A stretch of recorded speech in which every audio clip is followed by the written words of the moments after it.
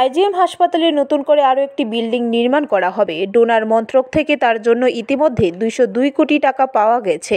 Indian dental association Tripura রাজ্য শাখার উদ্যোগে প্রজ্ঞা ভবনে আয়োজিত 23তম বার্ষিক ডেন্টাল কনফারেন্সে এই কথা বলেন মুখ্যমন্ত্রী ডক্টর মানিক সাহা। দন্ত চিকিৎসকদের উদ্দেশ্যে মুখ্যমন্ত্রী বলেন, দন্ত চিকিৎসকদের মধ্যে সবচেয়ে বেশি দেখা যায় একজনের সম্পর্কে অপরজনের সমালোচনা করতে। তার থেকে বিরত থাকার বার্তা দেন মুখ্যমন্ত্রী। দন্ত চিকিৎসকদের মধ্যে যার বেশি দক্ষতা থাকবে তার কাছে বেশি মানুষ যাবে। তাই দন্ত চিকিৎসকদের দক্ষতা বৃদ্ধির উপর গুরুত্ব দেন মুখ্যমন্ত্রী এদিন সর্বত্র পরিষেবা পৌঁছে দেওয়ার জন্য দন্ত চিকিৎসকদের প্রতি আহ্বান জানান।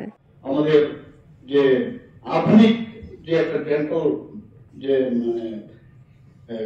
একটা ভ্যান, সেটা মোবাইল ভ্যান, সেটা যাতে হয় উনি বলেছেন এটার ব্যবস্থাতে প্রায় 1 কোটি টাকার মতো খরচ হবে। আমরা নো প্রবলেম ইউ ডু ইট।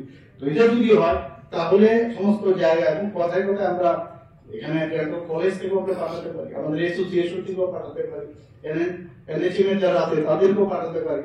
তাহলে অনেক সুবিধা হবে এবং এই যে যাওয়ার বিষয়ে আমার নিজের অভিজ্ঞতা আছে যে কি করে যাব, কোথায় মেডিসিন পাবো, কিভাবে ওখানে যাবো। তো এই যে বিষয় অনেকটা আমার মনে হয় লাভ হবে। ব্যুরো রিপোর্ট, খবর ত্রিপুরা।